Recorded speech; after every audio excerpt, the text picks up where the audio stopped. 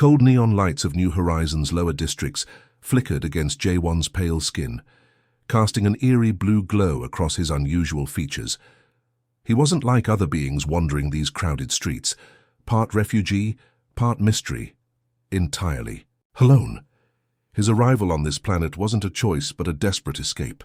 The massive interstellar transport that had ejected him years ago carried barely functioning emergency systems, leaving him with nothing more than tattered clothing and fragmented memories of a civilization that had long forgotten him. The marketplace buzzed with activity. Holographic advertisements danced around multilingual traders selling everything from synthetic food cubes to rare quantum processors. J1 moved silently, his body naturally blending into the chaotic background. A survival skill learned through years of rejection and struggle. His metabolism was unique, a genetic modification that made him neither fully organic nor completely synthetic. The medical scanners at the Refugee Processing Center had been confused, unable to categorize his biological structure. Rejected by both human immigration systems and his original alien collective, he became a statistical anomaly. A small robotic drone zipped past his head, scanning pedestrians for identification markers. J1 instinctively adjusted his thermal signature, making himself appear less detectable. Years of survival had taught him to become invisible, to exist in the margins of a society that didn't understand or want him. The streets of New Horizon were a melting pot of galactic cultures. Holographic translators chirped constantly, converting languages from a dozen star systems. Reptilian merchants traded alongside silicon-based life forms, while hybrid cybernetic humans negotiated complex trade agreements. J1's job was simple yet dangerous: data retrieval and underground information trading. Small tech corporations paid well for fragments of corporate secrets, and his unique biological capabilities made him an excellent infiltrator. His enhanced neural networks could process digital information faster than most scanning systems, a skill that kept him barely alive. Tonight's mission seemed routine. A local tech startup needed archived quantum encryption codes from a rival company's abandoned server complex. The payment would cover his living expenses for weeks, maybe even secure a better sleeping pod in the refugee district. As he approached the abandoned technological complex, something felt different. The usual electromagnetic signatures seemed disrupted, almost intentionally masked. His enhanced sensory perception picked up minute vibrational changes. Something was watching him. A distant spacecraft hummed overhead, its anti-gravity engines creating soft ripples in the atmospheric pressure. J1 recognized the signature, a reconnaissance vessel from the Galactic Peacekeeping Fleet. They rarely visited lower district zones unless something significant was happening. The server complex looked like a decaying technological skeleton. Rusted metal panels covered with bioluminescent moss created an unsettling aesthetic of technological decay. J1's specialized optical implants scanned multiple electromagnetic spectrums, searching for potential security systems. Suddenly, a small maintenance robot emerged from a hidden panel. Its single optical sensor focused directly on him. Most infiltrators would have been detected instantly, but J1's unique biological camouflage made him almost undetectable. With precise movements, he bypassed the robot's initial scanning protocols. His fingers, slightly elongated and possessing microscopic sensory nodes, connected seamlessly with the old data ports. Information began flowing, a digital river of encrypted memories and forgotten technological secrets. The city around him continued its relentless rhythm. Hover vehicles streamed through elevated highways, their navigation systems creating complex aerial dance patterns. Street-level traders continued their endless negotiations, completely unaware of the complex digital extraction happening mere meters away. J1 knew his existence was temporary, fragile. Each mission was a chance for survival, each successful. Data retrieval, a small victory against a universe that had repeatedly rejected him. He wasn't looking for heroism or recognition, just a chance to exist, to find a purpose in this massive, indifferent galactic ecosystem. As the last encryption key downloaded, a distant alarm triggered, Something was different. Something was changing. His journey was just beginning. End of Part 1. The community center hummed with quiet activity, a sanctuary amid New Horizons' chaotic urban landscape. Hee-Jin Kim sorted through stacks of refugee support documents, her fingers dancing across holographic interfaces that flickered with multilingual data streams. Something caught her attention, an anomalous digital profile that didn't match any standard refugee classification. Jaewon's scattered records were like a technological puzzle, fragments of information that seemed to contradict each other. His biological scan showed adaptations no standard medical database could explain. Outside, the city's environmental control systems created artificial rain, a technological solution to maintain atmospheric balance. Hover drones sprayed nutrient-rich water across vertical urban gardens, transforming concrete landscapes into living ecosystems. Hee-Jin wasn't just another bureaucratic worker. Her parents, interstellar communication engineers, had instilled in her a deep curiosity about diverse life forms. She saw potential where others saw complications. When Jaewon entered the community center, he moved like a shadow, cautious, almost invisible. His clothing, a mishmash of recycled synthetic materials, spoke of survival rather than style. Most workers would have dismissed him instantly, but Hee-Jin's eyes locked onto his unique electromagnetic signature. "Can I help you?" Her voice was calm, professional, yet warm. Jaewon hesitated. Communication wasn't his strength. Years of survival had taught him that interactions often meant potential threat. The center's translation technology activated, converting his subtle biological signals into comprehensible language. His neural pathways communicated differently, not through traditional sound waves, but through complex electromagnetic pulses. Hee-Jin's specialized communication implant, a gift from her tech engineer parents, could interpret these nuanced signals. Where others heard static, she heard a story of displacement, survival, and desperate hope.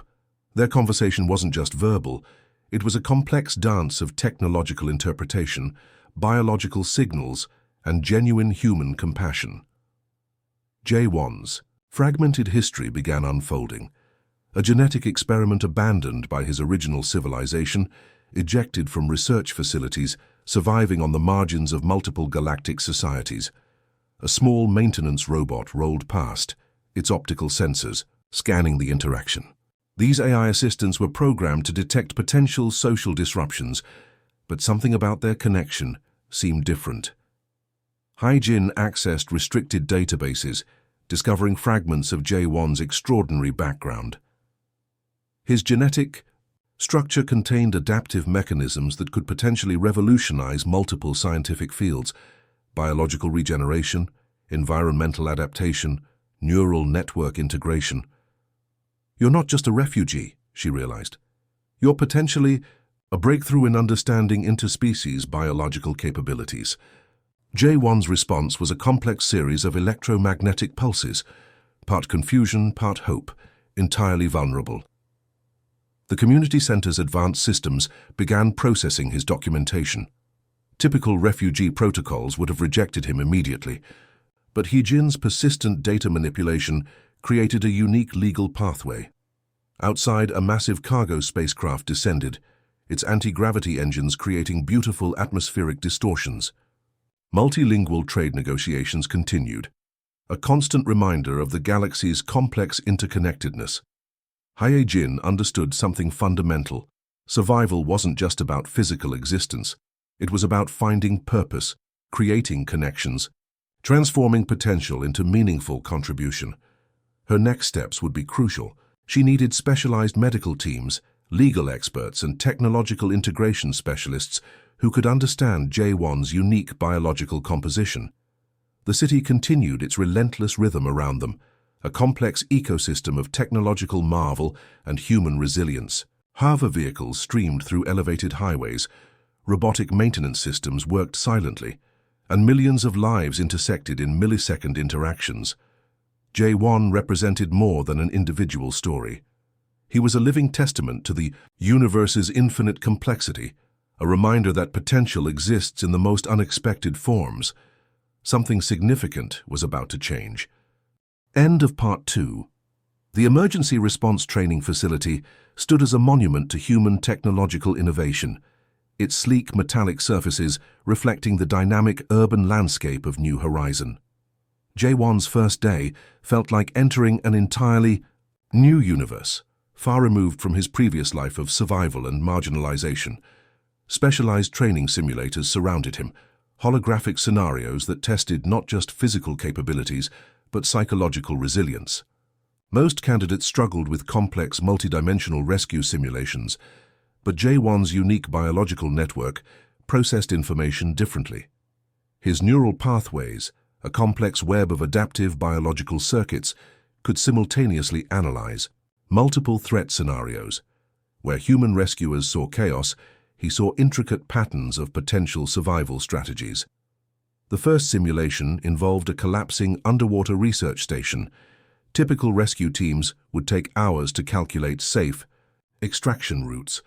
Jaewon completed the mission in 17 minutes, his body adapting to extreme pressure changes that would have destroyed standard human physiology. Instructor Park Gi-woo watched with increasing fascination. A veteran of multiple interstellar rescue missions, he had seen countless trainees but never someone quite like Jaewon. "Your spatial awareness is extraordinary," Gi-woo commented, reviewing the simulation data. Holographic displays showed Jaewon's neural activity, a beautiful, complex dance of electromagnetic signals that seemed to predict potential disaster scenarios before they fully developed. The training facility wasn't just about physical rescue. It was about understanding complex systemic interactions, how individual actions could prevent large-scale catastrophes. Nearby, advanced robotic rescue units trained alongside human candidates. These machines, designed to handle extreme environmental conditions, seemed primitive compared to Jaewon's natural adaptive capabilities. During a zero-gravity rescue scenario, Jaewon's body demonstrated remarkable flexibility. His cellular structure could instantly reconfigure to maintain optimal functionality in environments that would kill standard biological organisms. Radiation, extreme temperatures, atmospheric pressure changes, all became mere background noise to his adaptive system. The other trainees watched in a mixture of fascination and slight intimidation. Here was a being who didn't just survive. He transformed potential disaster into calculated opportunity. Hye-jin's recommendation had been more than a bureaucratic gesture. She had recognized something fundamental. Jaewon wasn't just a refugee to be processed, but a potential solution to complex rescue challenges. Advanced medical scanners continuously monitored his progress. Each movement, each decision created a new data set that could potentially revolutionize emergency response strategies across multiple star systems. During a complex urban disaster simulation, Jaewon demonstrated an ability to simultaneously track multiple rescue pathways.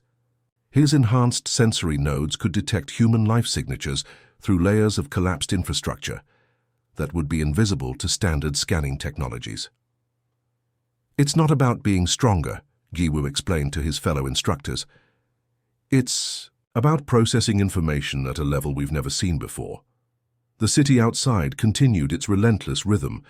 Hover vehicles navigated complex aerial highways, robotic maintenance systems worked silently, and massive environmental control mechanisms maintained delicate atmospheric balances. Jaewon was becoming more than an individual. He was transforming into a bridge between biological limitation and technological potential. His past of survival and rejection was slowly being replaced by a new narrative of purpose, of contribution, of finding meaning in the most unexpected places. The final assessment approached, a complex multi-scenario rescue mission that had defeated previous training groups. Advanced AI systems had calculated minimal survival probabilities. Jaewon saw something different. Where others saw impossible challenges, he saw intricate solutions waiting to be understood. Something remarkable was about to happen. End of Part 3. The ground trembled with a violence that defied natural law. New Horizons' primary geological stabilization network had catastrophically failed, triggering a series of unprecedented tectonic disruptions that threatened to tear the entire planetary settlement apart. Massive quantum resonance sensors screamed silent warnings across emergency communication networks. What began as minor seismic fluctuations had transformed into a planetary-scale disaster that no standard rescue protocol could manage. J1 stood at the Central Emergency Command Center, his body already adapting to the increasing electromagnetic disturbances. Where human colleagues saw pure chaos, he perceived intricate patterns of geological movement, like reading a complex living language written through planetary vibrations. "The northern settlement sectors are collapsing," shouted Instructor Giwu, holographic displays flickering with real-time geological data. Entire urban zones were sinking, massive infrastructure networks crumbling within milliseconds. Traditional rescue teams would require hours to mobilize. J1's unique biological configuration allowed him to process rescue strategies at quantum computational speeds.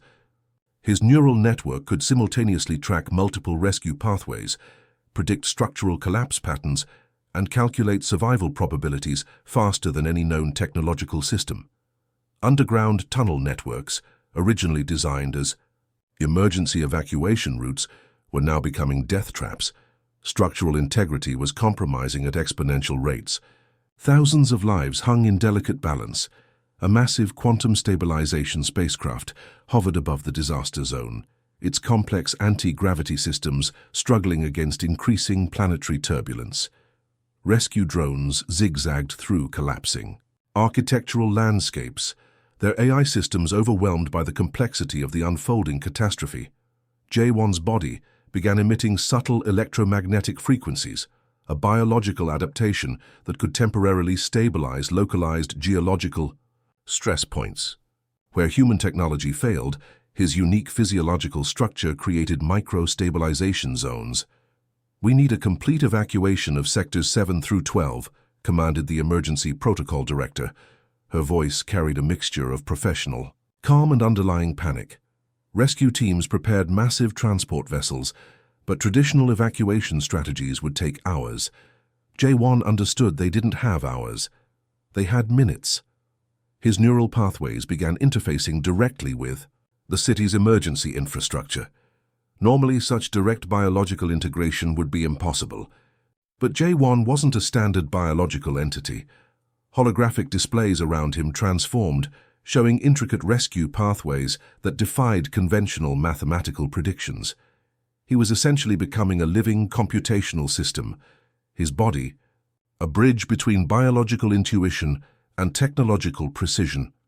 Massive robotic rescue units followed his calculated pathways, their movements synchronized with his biological computational signals. Where standard rescue protocols predicted 60% casualty rates, J1's intervention reduced potential losses to less than 12%. The planetary threat wasn't just a geological event, it was a complex systemic failure that required more than traditional technological intervention. Underground transport networks became rescue conduits. Automated systems typically designed for cargo transport now became lifelines for thousands of desperate civilians. J1's unique sensory capabilities could detect human life signatures through layers of collapsing infrastructure. Hover vehicles became emergency transport modules. Massive environmental control mechanisms worked over time, creating temporary stabilization zones that allowed systematic evacuation. Hours passed like compressed moments. What should have been a planetary catastrophe became a testament to adaptive survival. As the final rescue operations completed, something profound had changed. J1 was no longer just a refugee or a training candidate. He had become the solution, a living bridge between biological potential and technological innovation. The city of New Horizon had survived, and everything was about to change. End of Part 4. The Grand Planetary Conference Hall buzzed with an energy of anticipation. Delegates from multiple star systems gathered, their holographic representations creating a mosaic of galactic diversity. At the center stood J1, no longer the forgotten refugee, but a symbol of unprecedented possibility. Massive view screens displayed his rescue mission, a moment that had redefined interspecies cooperation and technological understanding. What began as a planetary disaster had transformed into humanity's most significant breakthrough in adaptive rescue technologies. Hae Jin sat in the front row, her eyes reflecting a mixture of pride and wonder. The quiet social worker who had first discovered Jaewon now watched as he became a galactic icon. The Biological Adaptive Response Program, announced the Global Rescue Coordination Director, represents a new era of emergency management. Jaewon's journey was more than a personal story. It was a testament to potential, how a being once considered a statistical anomaly could become the solution to complex planetary challenges.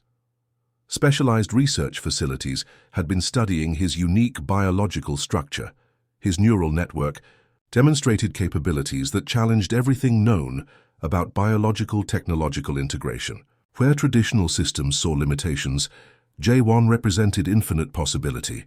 The training center he had once struggled to belong in now bore his name. The Jaewon Adaptive Rescue Institute became a global benchmark for emergency response, education. Students from multiple species came to learn not just technical skills, but a philosophy of adaptive survival. Robotic rescue units were being redesigned based on his biological computational models. His ability to simultaneously process multiple threat scenarios had revolutionized emergency management strategies across multiple star systems.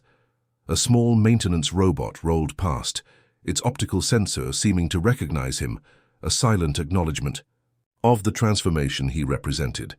Galactic communication networks broadcast his story.